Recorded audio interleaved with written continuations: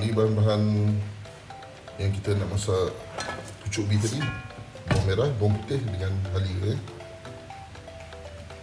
Okey, mula-mula kita masukkan sedikit minyak masak.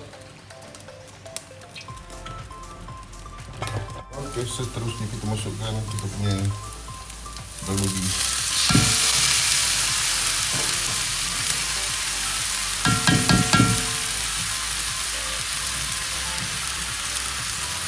Masukkan sedikit air.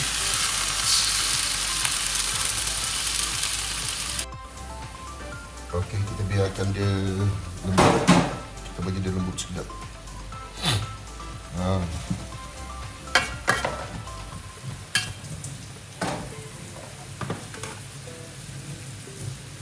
Okey, kita punya daun ubi pun dah lembut. Kita masukkan kita punya daging pork.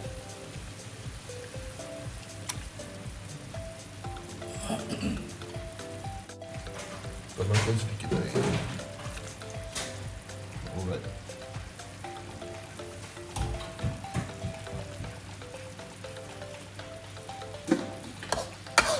Garam. Okey, kita punya pucuk ubi bersama sardin pun dah masak. Jangan lupa mencuba resipi ini.